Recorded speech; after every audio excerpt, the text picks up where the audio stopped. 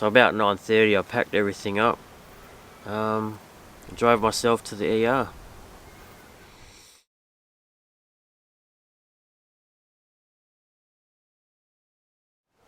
Well, let me paint you a picture. I've just gotten to camp. I'm really excited. Been hanging out all week. Busy week at work. Been hanging out all week to get out. It was a Saturday. Got into camp about noon. Was thinking about filming.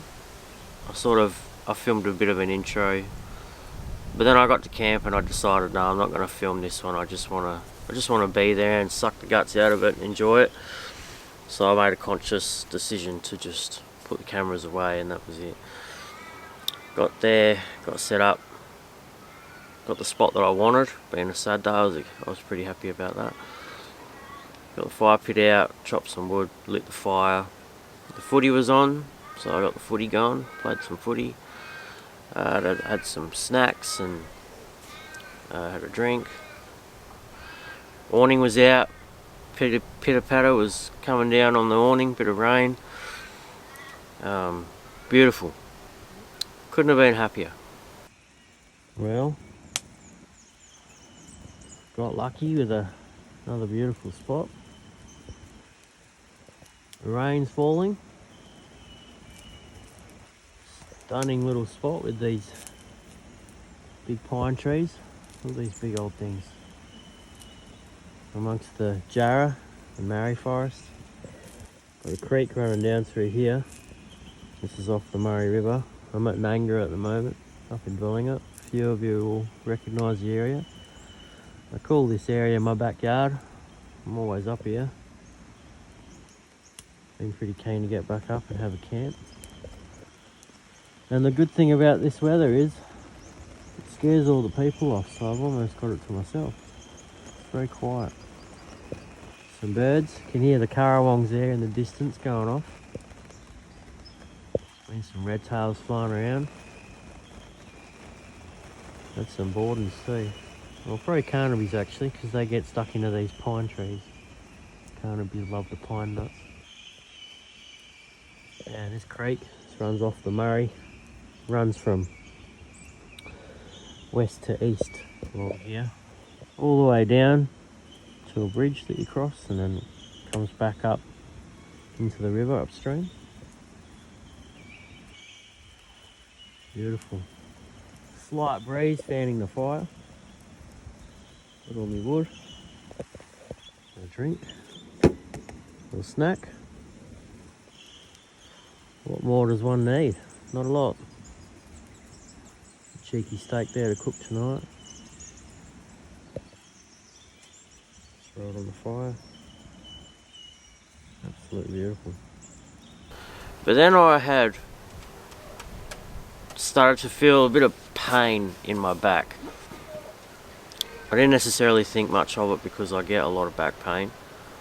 And this particular afternoon I had just moved a few things around underneath the awning because the rain was coming in, and I was just shuffling the setup a little bit, and I'd been sitting around for a few hours in the cold.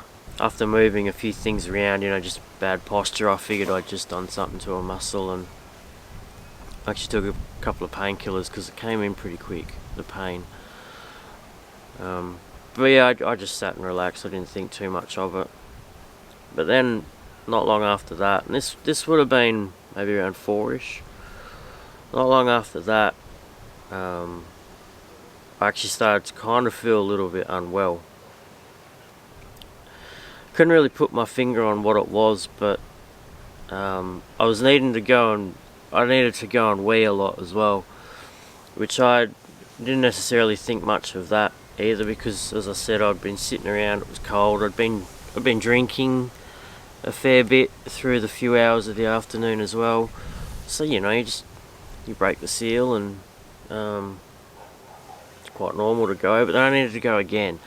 And so with that, combined with starting to feel reasonably unwell, and the pain sort of not really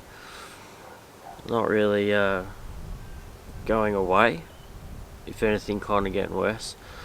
I was starting to feel quite uncomfortable.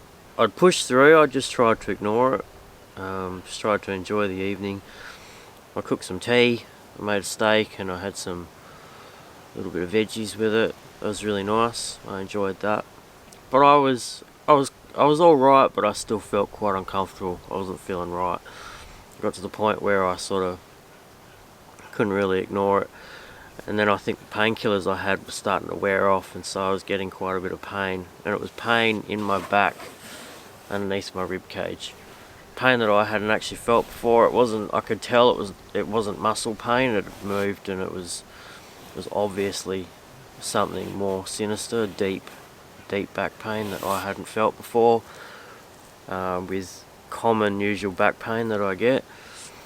So I knew, okay, something's going on here, and then obviously with the constant urge to need to go and urinate as well, that was a pretty big giveaway that I think I might have had something going on.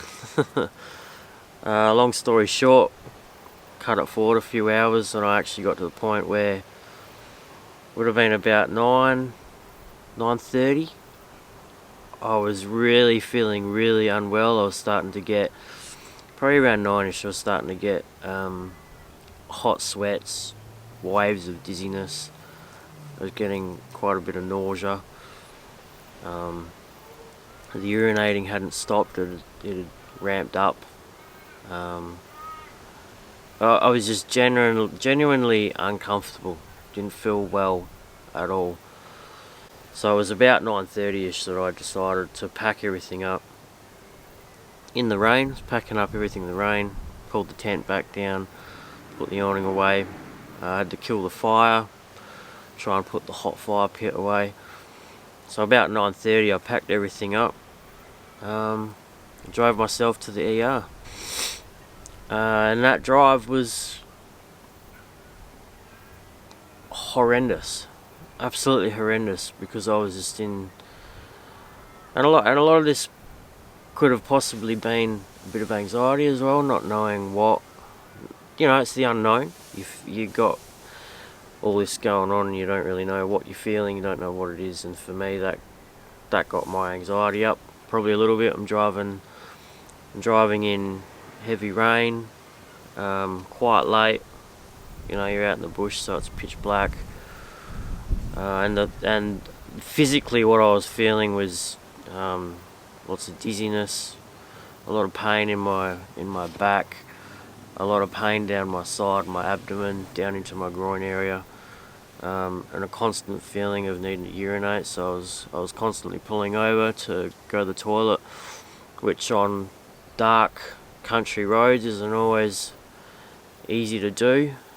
So I was genuinely just not loving life at all. It was quite horrible. It took me about an hour or so to get from where I was camping up in Dwellingup. About an hour and 10, I think it was, by the time I got out of the Nanga area, and then down the hill, went to Peel Health Campus, drove myself straight to the ER room.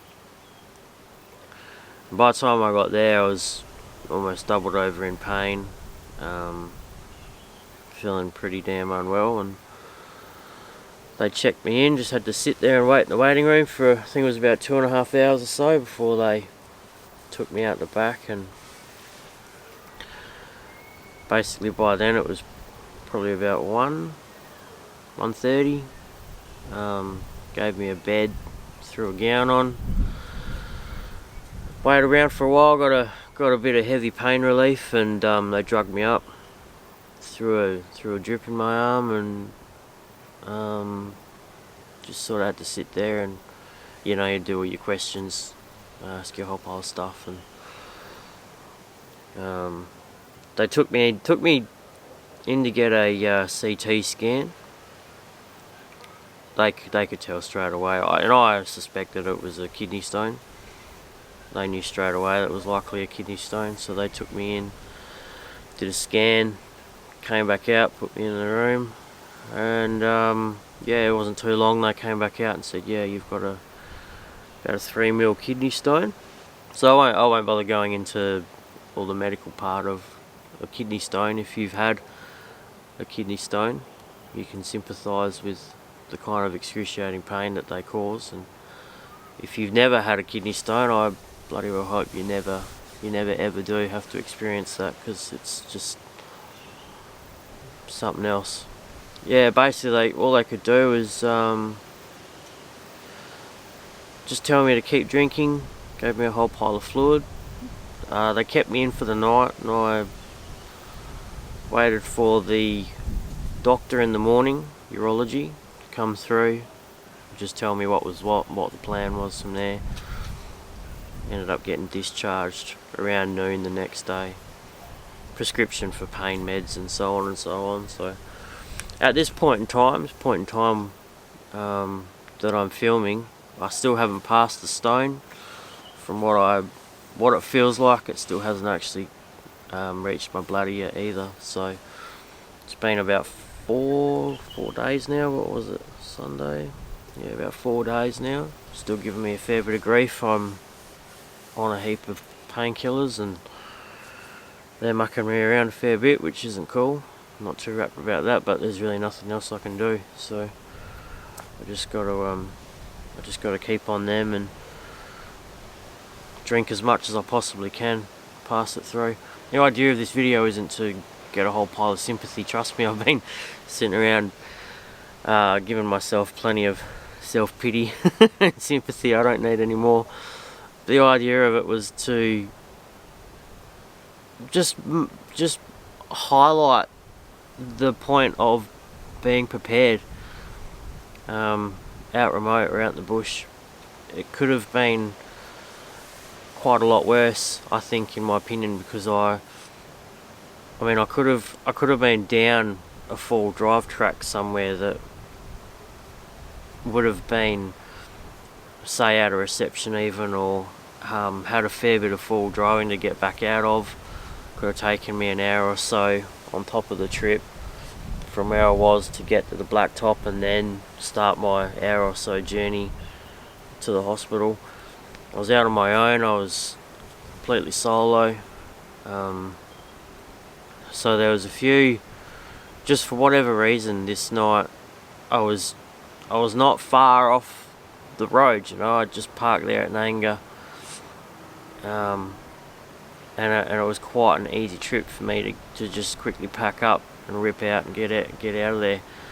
But if it was a different situation, it would have made the whole process a lot worse, you know. Like if I was out in the wheat belt somewhere, or anywhere that was, you know, a few hours or however many hours away from any medical attention, I can't help but look back in hindsight and wonder, would I have been prepared for that? You know, what would I have done?